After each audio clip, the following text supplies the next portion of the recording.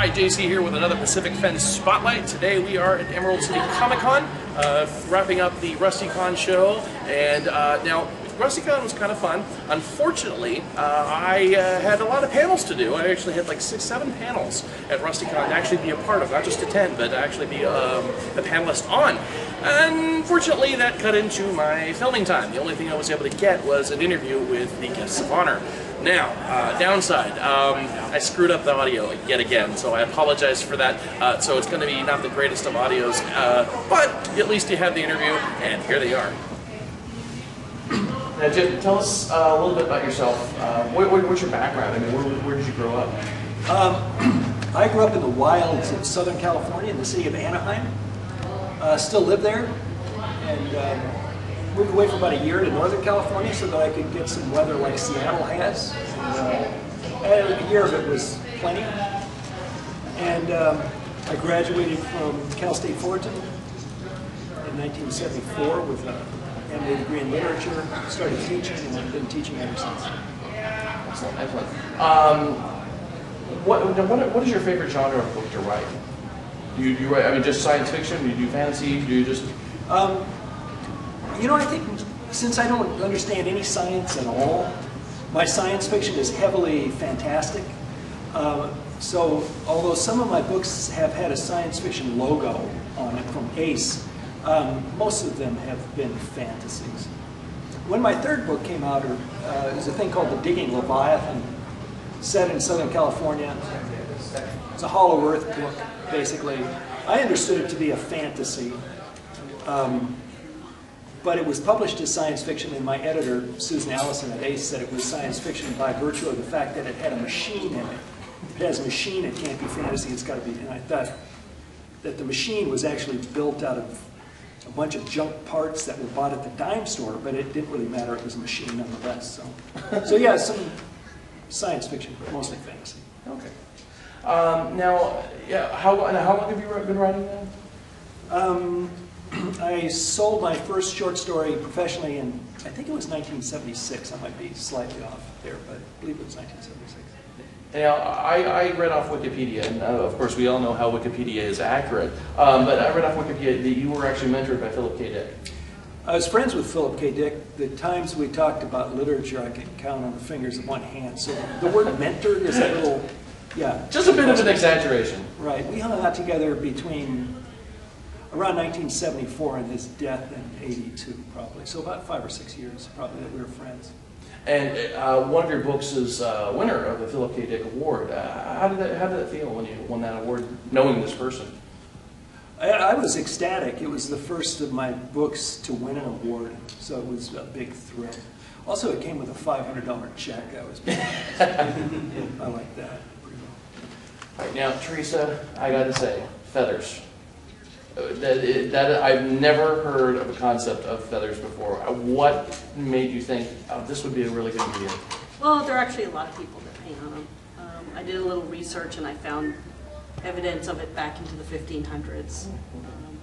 I also paint on rocks, and I found Renaissance examples of that, but a lot of the stuff hasn't lasted. So I'm not the first person to paint on those. Well, you're the first person I've ever noticed, so I appreciate it. What got you started into art? I've been drawing ever since I could hold a crayon. I've just been busy doing it ever since I was a little kid. I used to make little carousel animals out of Play-Doh with straw poles through them and do all kinds of drawing. Just came naturally, I guess. So when did you, well, first of all, what's your favorite medium as far as art? Pencils, paints? Acrylic paint. Acrylic paint? I don't have the patience for oil, and also there's a lot of dust around where we live, so I love the luminosity of oil paint, but the speedy drying and lack of lots of odors from the acrylic really works for me. And I like the colors, the rich colors and everything. But I also draw with colored pencils. I used to sculpt too, but there are only 24 hours in a day, so I can't do everything. So when did you get started? I mean, about what age did you just, aside from playing with crayons, just, to actually really start saying, I'm going to be an artist? I always wanted to be. I don't really remember a time when I didn't. I kind of floundered around after college for a while before I finally got the job painting new scenery panels for antique carousels. And I painted new paintings for 5 different carousels, and I did some paint work on a 6th, and so I had to paint 48 to 60 large paintings in a 3-month period for each of them, and it really taught me the skills that I needed to become a professional in fantasy as well. So I basically got paid to learn how to paint.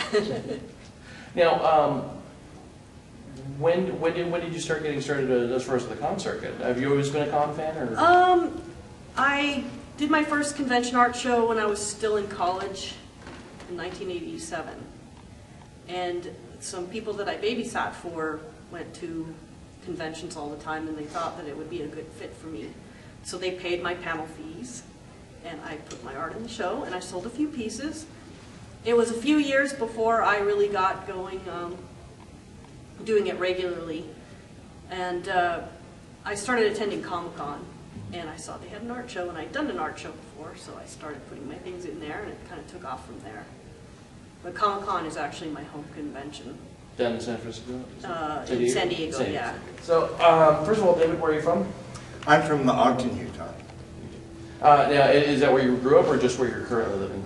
Born in Salt Lake, basically grew up in Ogden when my dad worked for the federal government, and he worked at the printing plant. They moved up to Ogden, so we went to Ogden. Okay. Now, what got you into fandom?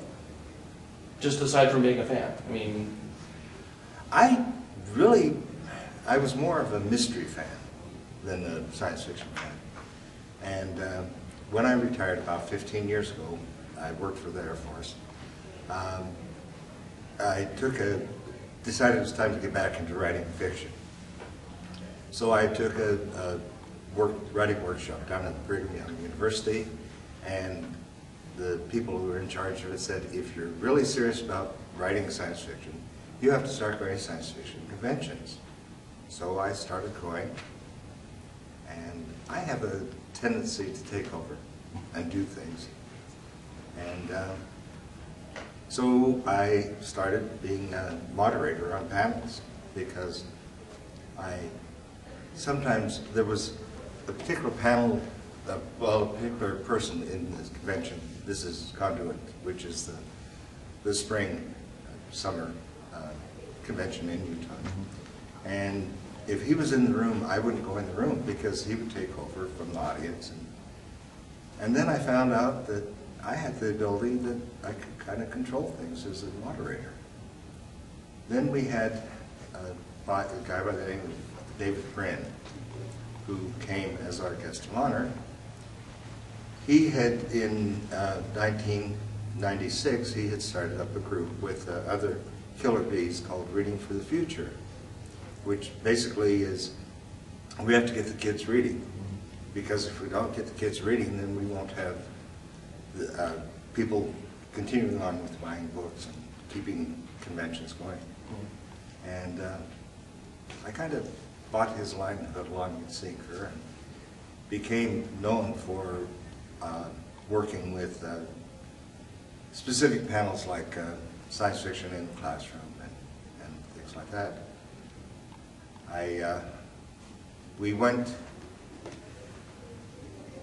We as an organization, our RFF organization, since they were born in Anaheim, down at the LA Con, the World's Con, in 1996, when they had the NASFIC, the North American Science Fiction Convention, when WorldCon is overseas, in Anaheim, in the same building. A woman from San Francisco, who is a member of our group, says, why don't they have anything on at that convention, specifically on RFF? And we put together about 3 or 4 hours of programming in about 2 weeks, and that was the first time that I sat on the other side of the table. And it's gone on from there.